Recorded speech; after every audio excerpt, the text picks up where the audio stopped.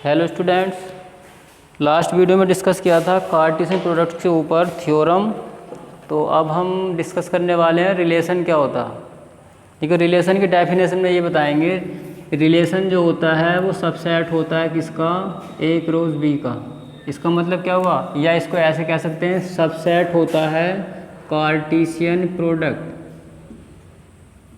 Cartesian product यानी कोई भी रिलेशन है वो सबसेट है किसका, कार्टेशियन प्रोडक्ट का। और कार्टेशियन प्रोडक्ट में क्या था, ऑर्डर पेयर बनाए जाते हैं। दो सेट है या एक सेट है, वो सेट के ऊपर डिपेंड करेगा। मान लीजिए, या मैं उसकी डेफिनेशन लिख रहा हूँ पहले। कार्टेशियन प्रोडक्ट में क्या बताया था, मान लीजिए मेरे पास दो सेट हैं ए और बी, तो उनका जो कार्टेशियन प्रोडक्ट होगा ए क्रॉस बी होगा। उसमें क्या आएगा, ऑर्डर पेयर लिखे जाएंगे ए कोमा बी की फॉर्म में, सच दैट। और ए कहाँ से लिया जाएगा, सेट ए से, and B belongs to set B. इसका मतलब ये हुआ, डेफिनेशन में मैंने पढ़ा था कार्टेशियन प्रोडक्ट में कि दो सेट अगर हमारे पास ए और बी हैं तो उनका जो कार्टेशियन प्रोडक्ट होगा वो शो करेंगे ए क्रॉस बी से। और उसमें उन सभी ऑर्डर्ड पेयर का सेट होगा जो हम बना सकते हैं। अब ए कोमा बी ऑर्डर्ड पेयर है, इसमें ए क्या है, ए जो है पहले सेट के एलिमेंट को बिलोंग करेगा और बी जो है दूसरे सेट के एलिमेंट को बिलोंग करेगा। डेफिनेशन किसकी पढ़नी है, मैं रिलेशन की। ये तो डेफिनेशन है सब इसके कार्टेशियन प्रोडक्ट की। तो रिलेशन को मैंने क्या बताया, रिलेशन सबसेट है कार्टेशियन प्रोडक्ट का।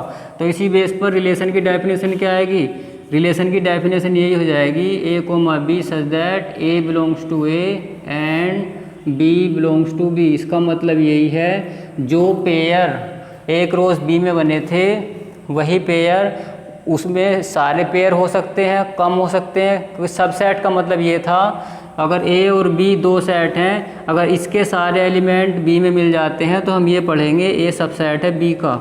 मान लीजिए बी सेट के सारे एलिमेंट ए में मिल जाते हैं तो बी सबसेट हो जाएगा ए का। यहाँ पे लिखा हुआ आर सबसेट है कार्टेशियन प्रोडक्ट का। और कार्टेशियन प्रोडक्ट की डेफिनेशन ये है, इसका मतलब हुआ इसमें जो पेयर बनेंगे उसके अकॉर्डिंग रिलेशन में जो पेयर हैं वो सारे पेयर इसमें मिल जाएंगे। तो रिलेशन की डेफिनेशन में इतने बताना, रिलेशन सबसेट होता है किसका, कार्टेशियन प्रोडक्ट का। और कार्टेशियन प्रोडक्ट में ऑर्डर पेयर बनाए जाते हैं इस ऑर्डर को फॉलो करके। तो उसी बेस पर रिलेशन की डेफिनेशन बन जाएगी, ए कोमा बी ऐसे ऑर्डर्ड पेयर का सेट, ये क्या सिंबल है सेट का, उन सभी ऑर्डर्ड पेयर का सेट जो एक, जो इसमें क्या है, एक किसको बिलोंग करेगा, सेट ए को। फर्स्ट एलिमेंट पहले सेट को बिलोंग करेगा और सेकंड एलिमेंट दूसरे सेट को बिलोंग करेगा। वे सारे पेयर जो होंगे उनके कार्टेशियन प्रोडक्ट में होंगे, ये निश्चित है। तभी क्या बना है, वो रिलेशन सबसेट हुआ है कार्टेशियन प्रोडक्ट का। सबसेट की डेफिनेशन और एग्जाम्पल मैंने सेट थ्योरी में बताया था, उसको ध्यान से पढ़ लें, उसके बाद ही रिलेशन की डेफिनेशन समझ में आएगी। अब मैं इसको रिलेशन की डेफिनेशन को क्लियर कर रहा हूँ एक एग्जाम्पल से। मान लीजिए मेरे पास सेट है ए जिसमें लिखा हुआ है 1 2 3, और मुझसे पूछा गया एक रिलेशन ऐसा डिफाइन करिए पहले केस में, जिस R1 मान लीजिए, R1 ऐसा रिलेशन बनाना है कि उसमें x लेस देन हो y से। अब रिलेशन इस सेट पर बनाया गया, रिलेशन जो है सेट ए पर बनाया गया। अभी हमने डेफिनेशन में पढ़ा रिलेशन जो होता है कार्टेशियन प्रोडक्ट का सबसेट होता है। अब यहाँ केवल एक ही सेट गिवन है, तो ए का कार्टेशियन प्रोडक्ट हमें करना पड़ेगा ए से। तो उसके लिए पहले हमें क्या फाइंड आउट करना पड़ेगा, ए क्रॉस ए। अब ए क्रॉस ए का मतलब ये हुआ, जो ए सेट है इसी का क्रॉस इसी के साथ करेंगे। कार्टेशियन प्रोडक्ट अगर दो सेट देता तो दोनों का हो जाता, उसने केवल रिलेशन किस पर बनवाया है, इस सेट पर। तो पहले हमें ए क्रॉस ए निकालना पड़ेगा। और ए क्रॉस ए कैसे निकलेगा, पहले सेट का फर्स्ट एलिमेंट लेंगे, उन सभी के ऑर्डर्ड पेयर बनाने की कोशिश करेंगे। 1 के कितने पॉसिबल पेयर बन सकते हैं, 2 से कितने बनेंगे, 3 से। तो 1 का पहला पेयर बन सकता है 1 के साथ 1 कोमा 1, 1 का पेयर बन सकता है 2 के साथ 1 कोमा 2, इसी तरह से बन जाएगा 1 कोमा 3, फिर 2 कोमा 1, फिर 2 का बनेगा 2 कोमा 2, इसी तरह से बन जाएगा 2 का 2 कोमा 3, और फिर 3 के लिए अगर बनाए तो बन जाएगा 3 कोमा 1, फिर बन जाएगा 3 कोमा 2, फिर बन जाएगा 3 कोमा 3। ये सारे पॉसिबल पेयर हैं, इन्हीं को अगर सेट के अंदर लिख देंगे तो ये बन जाएगा हमारा कार्टेशियन प्रोडक्ट। अब हमें R1 रिलेशन यहाँ से सर्च करके ले आना, यानी सेट ए पर अगर रिलेशन फाइंड आउट करेंगे तो कार्टेशियन प्रोडक्ट हमने निकाल दिया। अब इसमें से वो पेयर उठाओ जिसमें x की वैल्यू लेस देन है y से। अब यहाँ डेफिनेशन में मैंने पेयर बताया था a, b की फॉर्म में। अब क्या करेंगे, इसको कन्वर्ट कर दो, पेयर को बना दो x, y की फॉर्म में। तो इसमें से वे सारे पेयर उठा लो जिसमें x की वैल्यू छोटी है y की वैल्यू से। तो x की वैल्यू यहाँ पर क्या है 1 है, y की वैल्यू क्या है 1, तो 1 से छोटा होता नहीं, इसका मतलब ये पेयर नहीं आएगा। उसके बाद नेक्स्ट पेयर क्या है, x की वैल्यू 1, y की वैल्यू 2, यहाँ x की वैल्यू 1 है, y की वैल्यू 2 है, ये पेयर हमारे लिए हो जाएगा। यानी अगर हम इस बेस पर रिलेशन बनाएं तो रिलेशन हमारे लिए क्या बन के आएगा, पहला पेयर मिलेगा 1, 2, इसमें x की वैल्यू छोटी है, y की वैल्यू बड़ी है। रिलेशन हमेशा याद रखें, रिलेशन पहले एलिमेंट का दूसरे पर होगा। जब भी रिलेशन की बात आएगी पहले का रिलेशन दूसरे से होता है, ठीक है, ये ध्यान देना। तीसरा पेयर क्या है 1, 3, x की वैल्यू 1 है, y की वैल्यू 3, ये पेयर आ जाएगा, x इसमें छोटा है, y बड़ा है। दूसरे पेयर में दिखाई दे रहा 2, 1, इसमें x की वैल्यू 2 है, y की वैल्यू 1, ये पेयर नहीं ले सकते। 2, 2 नहीं आएगा, 2, 3 आ जाएगा, x की वैल्यू 2 है, y की वैल्यू 3, x छोटा है, y बड़ा है। फिर आगे जाके ये नहीं ले सकते, ये नहीं ले सकते, ये नहीं, यानी 2 ही पेयर, हमें 3 पेयर मिले हैं। इस सेट पर अगर रिलेशन डिफाइन किया जाए जिसमें x लेस देन है y से, तो ये आएगा R1, इसको नाम दिया था R1 रिलेशन का। तो कौन कौन से पेयर आए 1, 2, 1, 3, 2, 3। अब अगर मैं तुमसे ये बोलूँ कि R2 रिलेशन बनाओ जिसमें x किसके बराबर है, y के, तो R2 रिलेशन क्या निकल के आएगा, उसमें से वही पेयर लेंगे जिसमें x और y की वैल्यू सेम है। तो एक तो 1, 1 आ जाएगा, 2, 2 आ जाएगा और 3, 3। यहाँ पर x और y दोनों क्या है, सेम है, 1, 1, 2, 2 और 3, 3। मान लीजिए कोई नया सवाल बनाया जाए, R3 रिलेशन बनाओ जिसमें x बड़ा है y से, तो सीधी सी बात है इसमें से वे सारे पेयर ले लो जिसमें x की वैल्यू बड़ी है y से। तो कौन सा पेयर आएगा 2, 1, एक पेयर 2, 1 आ जाएगा, एक आ जाएगा 3, 1, एक आ जाएगा 3, 2, बस यही पेयर आएंगे। ये वे पेयर हैं जिनमें x की वैल्यू y से बड़ी है। तो रिलेशन क्या है, कैसे रिलेशन डिफाइन करेंगे, जिस कंडीशन को दिया जाएगा उसी के अकॉर्डिंग रिलेशन बनाना है। और रिलेशन जो होता है वो याद रखेंगे सबसेट होता है कार्टेशियन प्रोडक्ट का। और कार्टेशियन प्रोडक्ट निकालने के लिए 2 सेट होने ज़रूरी हैं कम से कम। और सीधी सी बात है 2 सेट अगर हैं तो A और B नाम दे देगा या P, Q रख देगा तो निकाल देगा। मान लीजिए उसने एक ही सेट को दे रखा और उस पर निकलवाना है कार्टेशियन प्रोडक्ट, तो उसका प्रोडक्ट उसी सेट के एलिमेंट के साथ कर देंगे तो बन जाएगा कार्टेशियन प्रोडक्ट। अब मान लीजिए x y, या मैंने एक लैंग्वेज लिखी x is the father of y, x is the father of y, x y का पिता है, x y का पिता है। बात किसकी हो रही है, x की हो रही है, x y का पिता है। तो इस रिलेशन को 2 तरह से लिख सकते हैं, या अगर मैं ऐसे लिखूँ x रिलेटेड y, तो यहाँ पर रिलेशन किस बात का है, फादर का। x पिता है किसका, y का। बात हो रही है x की, x पिता है y का, यानी x का रिलेशन उसके साथ दे रखा। तो यहाँ 2 रिलेशन शो हो रहे हैं। अगर x y का पिता है तो y x का क्या होगा, बेटा या बेटी, 2 तरह से हो सकता। यहाँ पर 2 ऑप्शन है, एक तो रिलेशन फादर का शो हो गया, और अगर मैं ये पूछूं कि x y का पिता है तो y x का क्या है, y x का या तो बेटा होगा या बेटी होगी। तो वहाँ y जो हो जाएगा दूसरे केस में रिलेटेड हो जाएगा डॉटर से या फिर सन से, ठीक है। तो रिलेशन हमेशा पहले का दूसरे पे होगा। और इसको डिनोट कैसे करेंगे, मान लीजिए x रिलेटेड है y से, या x का रिलेशन y से है, तो इसका पढ़ने का तरीका यही है, x related to y, x related to y, x का रिलेशन y से है। पेयर में लिख रहेगा इस तरह से x ग्रेटर देन y, तो इसका मतलब हुआ हमने वे सारे पेयर बनाने हैं जिनमें x बड़ा है y से, x लेस देन y, वे सारे पेयर लेने जिसमें x छोटा है y से, और यहाँ क्या लिया था जिनमें दोनों आपस में बराबर। जब भी पेयर बनाएंगे फर्स्ट कंपोनेंट पहले सेट को शो करेगा और सेकंड कंपोनेंट दूसरे सेट को। रिलेशन में अब देखते हैं डोमेन और रेंज क्या होगा। Domain and range of a relation. मान लीजिए मैंने किसी सेट पर एक रिलेशन डिफाइन किया, कोई सेट था और उस पर एक रिलेशन बनाया मैंने 1,2, 2,2 और 2,3, 3,4। ये कोई मैंने रिलेशन बनाया किसी भी पैटर्न को फॉलो करके, ठीक है। अब हमें पता लगाना है इसका डोमेन और रेंज क्या है इस रिलेशन का। तो डोमेन में याद रखेंगे, जब भी डोमेन बनाएंगे, रिलेशन की डेफिनेशन क्या है, रिलेशन में क्या लिखा था, A, B such that A belongs to A and B belongs to B। तो जब डोमेन की बात होगी तो डोमेन में क्या लिखेंगे, डोमेन में सेट के अंदर वो एलिमेंट लिखेंगे जैसे मैंने यहाँ लिखा। बस काम खत्म हो गया, सारी डेफिनेशन क्लियर होगी। इसका मतलब क्या है, इसका मतलब है कि हमें सेट के अंदर उन एलिमेंट को लिखना है जो ऑर्डर्ड पेयर में A के रिप्लेस पे लिखे गए हैं।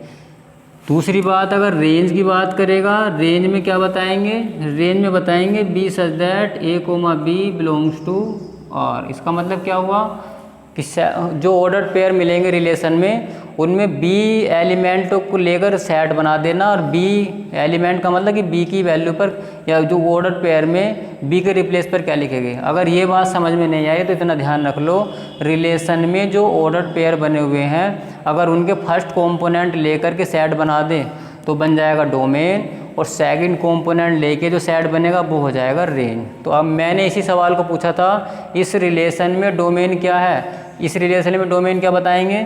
तो डोमेन को शो कर सकते हो, DOM शॉर्ट में करके लिख देंगे, डोमेन ऑफ R1। तो R1 में देखो कितने ऑर्डर्ड पेयर हैं, इनके फर्स्ट कंपोनेंट ले लो। इस ऑर्डर्ड पेयर का फर्स्ट कंपोनेंट 1 आ जाएगा, इसका 2 आ जाएगा, इसका 2 आ जाएगा, इसका 3 आ जाएगा। तो सेट के अंदर इनको लिख दो 1, 2, 2 और 3। और मैंने सेट में भी बताया था, सेट के अंदर किसी भी एलिमेंट को रिपीट नहीं करते, तो इसको हटा दो, बस 2 को एक ही बार लिख दो। तो इसका डोमेन क्या बना 1, 2, 3। और अगर यही पूछा जाए रेंज को R से भी शो कर दो, या रेंज ऑफ R1 लिखा मैंने, तो R1 की रेंज कितनी है, इसके हिसाब से क्या बनेगा, सेकंड एलिमेंट जो होंगे ऑर्डर्ड पेयर के सेकंड कंपोनेंट जो वो रेंज को शो करेंगे। तो इन ऑर्डर्ड पेयर में सेकंड कंपोनेंट क्या लिखा हुआ 2, 2, 3, 4। तो यहाँ उन सभी का सेट बनाएंगे जो सेकंड कंपोनेंट में लिखे हुए हैं। तो यहाँ भी 2 जो है 2 बार रिपीट हो चुका, तो इसको एक बार लिखेंगे। तो इसका मतलब हुआ रिलेशन का, इस R1 रिलेशन का डोमेन 1, 2, 3 है और रेंज क्या है 2, 3, 4। ये अगर नहीं समझ में आया तो जिस सेट के ऊपर रिलेशन डिफाइन किया जाएगा, जैसा अभी बताता हूँ। मान लीजिए मेरे पास 2 सेट हैं A और B।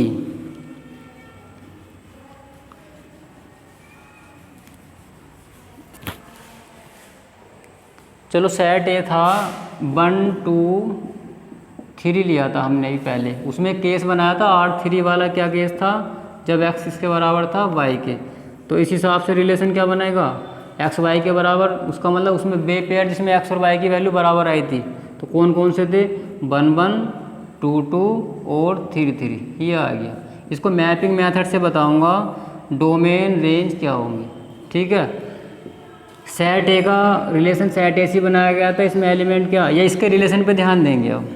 1, 1, 1, 2, 3, 1, 2, 3, 1, 2, 3। सेट ए लिख दिया, सेट ए भी यहाँ लिख दिया। पेयर में चेक कर लो, 1 की मैपिंग किससे, 1 का रिलेशन किससे, 1 से, 2 का रिलेशन 2 से, 3 का रिलेशन 3 से। बस ये ध्यान रख लेंगे, जो पहले सेट के जितने एलिमेंट अपना रिलेशन बना रहे हैं दूसरों के साथ, एरो डायग्राम से बताना चाह रहा हूँ मैं, तो फर्स्ट सेट के अंदर जितने एलिमेंट अपना रिलेशन रखेंगे वे सब एलिमेंट बन जाते हैं डोमेन के एलिमेंट। तो इस सेट में रिलेशन किसने रखा, 1 ने रखा, 2 ने रखा, 3 ने रखा। तो डोमेन जो हो जाएगा इसका 1, 2, 3। रेंज उनका रिलेशन किन किन एलिमेंटों के साथ हुआ है, 1 के साथ, 2 के साथ, 3 के साथ। बस यही क्या हो गया मेरे पास, रेंज। तो अगर इससे पहले मैंने बताया था ऑर्डर्ड पेयर के फर्स्ट एलिमेंट होते हैं डोमेन के एलिमेंट। तो फर्स्ट एलिमेंट कौन कौन से, 1, 2, 3, यही डोमेन हो गया। और रिलेशन के जो सेकंड एलिमेंट होते हैं ये बन जाते हैं रेंज। तो 1, 2, 3 ये रेंज हो गया। रेंज बता दिया, डोमेन बता दिया, रिलेशन बताया। अब हम बात करेंगे रिलेशन के इन्वर्स की। इन्वर्स रिलेशन कैसे फाइंड आउट करेंगे, इन्वर्स ऑफ रिलेशन।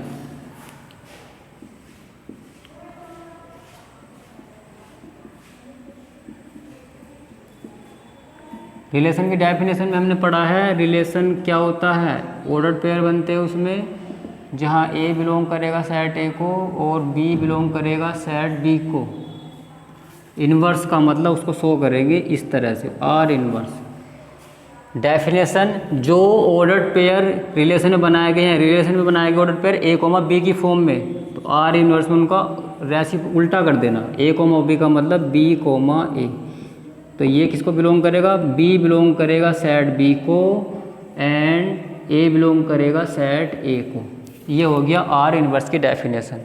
रिलेशन में ऑर्डर्ड पेयर इस पैटर्न को फॉलो करके बनाए गए हैं, तो आर इन्वर्स में इस तरह के पैटर्न को फॉलो करके बनेंगे। सीधी सी बात है, जो रिलेशन में ऑर्डर्ड पेयर बनेंगे उनको उल्टा करके लिख दो, वो बन जाता आर इन्वर्स। जैसे R1 रिलेशन मेरे पास था कोई 1 2 1 3 2 3 2 4, मान लीजिए कोई रिलेशन है। अब मैं अगर इसका इन्वर्स निकालूंगा तो R1 इन्वर्स हो जाएगा कितना, अपोजिट करके लिख दो। 1 2 का अपोजिट हो गया 2 1, 1 3 का अपोजिट हो गया 3 1, 2 3 का अपोजिट हो गया 3 2 और 2 4 का अपोजिट हो गया 4 2। ठीक है, बस इन्वर्स में ऑर्डर्ड पेयर को अपोजिट करके लिखना है, उल्टा करके, मतलब जो पहले ए में था वो बी की वैल्यू पर आ जाएगा, जो बी में था वो ए की वैल्यू पर आ जाएगा। ये हो गया इन्वर्स। लास्ट टॉपिक बता रहे हैं, इन्वर्स बताया रिलेशन का, इन्वर्स ऑफ इन्वर्स रिलेशन, मतलब 2 बार इन्वर्स निकाला जाए। इन्वर्स का भी इन्वर्स कैसे निकालते हैं, जैसे कोई रिलेशन था A comma B such that जहाँ A belongs to A and B belongs to B. मैंने पूछा आर इन्वर्स क्या होगा, तो लैंग्वेज बनेगी, इसकी डेफिनेशन हो जाएगी। आर इन्वर्स में अभी बताया बी कोमा ए अपोजिट हो जाएगा सच दैट बी बिलोंग करेगा बी को and A belongs to A. Inverse हो गया। अब मैं पूछ रहा हूँ आर इन्वर्स का भी इन्वर्स बताओ। आर का इन्वर्स ये है तो इसका इन्वर्स क्या होगा, वही कंडीशन तो है। जैसे आर का इन्वर्स निकालने के लिए इसको उल्टा किया, अब आर इन्वर्स का भी इन्वर्स चाहिए तो अब इसको उल्टा कर दो। तो आर इन्वर्स का उल्टा क्या किया, जैसे हमने बी कोमा ए का उल्टा किया तो फिर क्या बन गया ए कोमा बी, जहाँ ए किसको बिलोंग करेगा ए को और बी बिलोंग करेगा बी को। और ये कंडीशन किसकी है, आर की। इसका मतलब ये हुआ, यही स्टेटमेंट किस में लिखा हुआ, आर में लिखा हुआ। इसका मतलब हुआ कोई रिलेशन आर है और उसके इन्वर्स का भी इन्वर्स निकाला जाए, वो किसके बराबर आएगा, उसी रिलेशन के बराबर आ जाएगा। इसको बाय एग्जाम्पल देख लेते हैं। मान लीजिए अभी कोई रिलेशन, कोई सेट था और उस पर एक रिलेशन डिफाइन किया गया और रिलेशन मैंने बनाया R = 1 2 1 3 1 4 और 2 3 लिख दिया। मुझसे पूछा गया आर इन्वर्स का भी इन्वर्स बताओ कितना होगा। तो क्या करेंगे, पहले इस आर का आर इन्वर्स तो फाइंड करो, उसके बाद निकालेंगे। आर इन्वर्स का मतलब आर का आर इन्वर्स फाइंड करेंगे तो पेयर को अपोजिट करके लिख दो।